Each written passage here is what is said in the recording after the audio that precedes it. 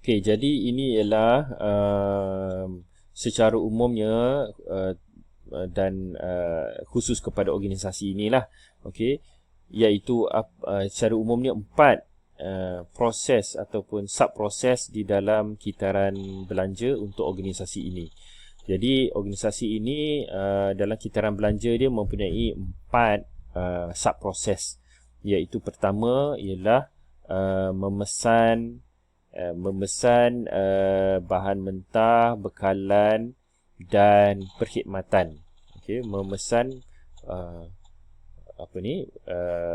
bahan mentah, bekalan dan perkhidmatan. Proses kedua ialah menerima bahan mentah, bekalan dan perkhidmatan. Apa yang dipesan diterima, itu proses kedua. Proses ketiga ialah meluluskan invoice pembekal.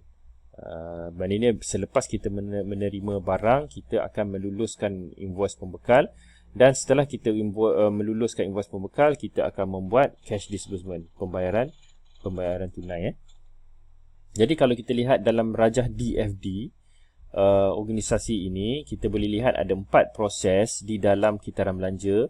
Proses pertama ialah ordering, proses kedua ialah receiving, proses ketiga ialah approve, dan proses keempat ialah disburse cash. Okey, disburse cash. Okey, jadi kita lihat dulu dari satu persatu. Untuk berlakunya proses ordering, pertamanya mungkin datang daripada production cycle. Okey, jadi production cycle ialah kitaran pengeluaran.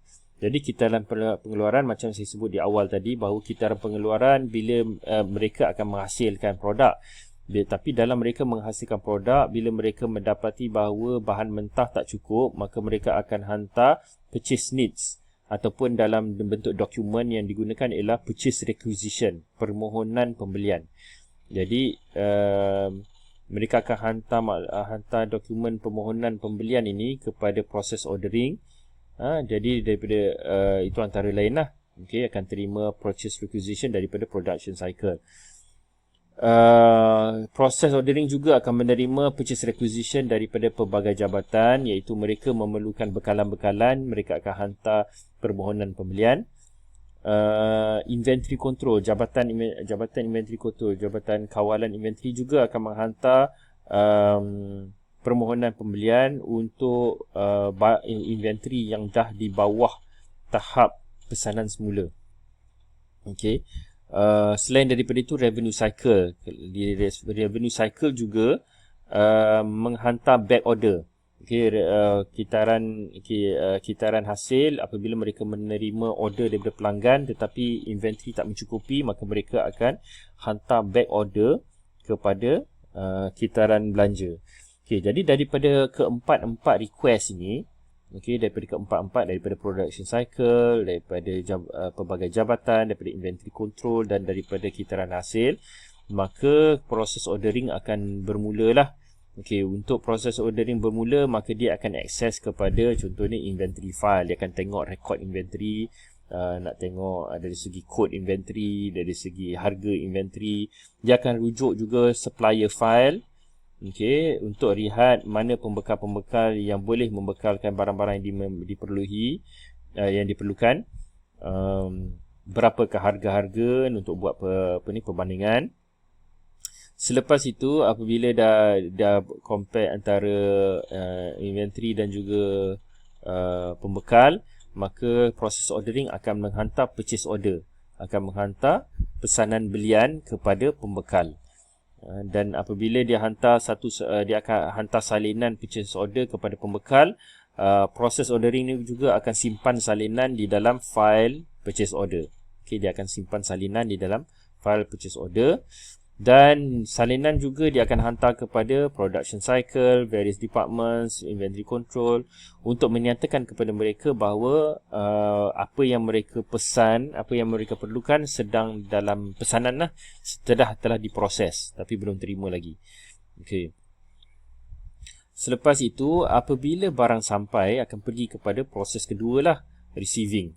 Apabila barang sampai, iaitu daripada supplier menghantar goods and packing slip, menghantar barang dan juga slip bungkusan, maka proses kedua iaitu penerimaan akan menerima dan akan update di dalam file-file tertentu. Dia akan update dalam purchase order file untuk menunjukkan bahawa purchase order yang dihantar telah pun dipenuhi. Kemudian dia akan update dalam inventory file untuk menyatakan bahawa inventory telah bertambah.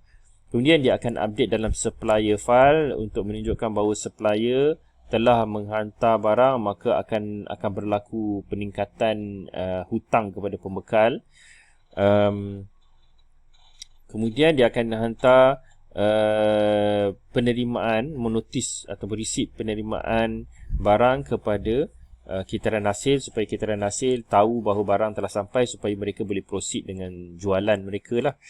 Dan dokumen, bila terima barang, dokumen receiving report disediakan, dan receiving report ini dihantar kepada inventory stores ataupun gudang. Okey, dihantar kepada gudang.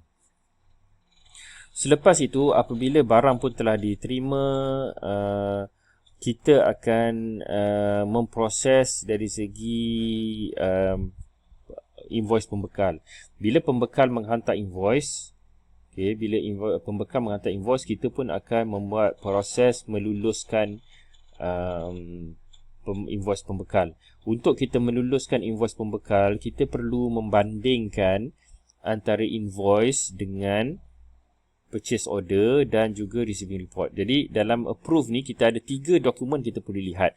Satu ialah invoice, kedua kita perlu lihat receiving report untuk menunjukkan bahawa memang barang yang kita di-invoicekan itu telah pun kita terima, dan yang ketiga kita lihat purchase order, kita bandingkan betul tak barang tersebut kita pernah order, bandingkan dengan receiving report, iaitu barang tersebut memang kita dah terima, kita dah order dan kita dah terima. Kemudian kita dapat invoice, kita dapat bill daripada pembekal. Apabila tiga-tiga dokumen ini match, berpadanan, maka kita pun akan approve lah, dan kita akan keluarkan voucher package. Kita akan keluarkan voucher package, dan dengan voucher package ini kita akan buat proses seterusnya lah. Jadi apabila kita approve supplier invoice, kita pun akan update di dalam accounts payable, iaitu bila kita terima invoice dan invoice tersebut diluluskan, maka kita akan rekod sebagai berlakunya pertambahan hutang.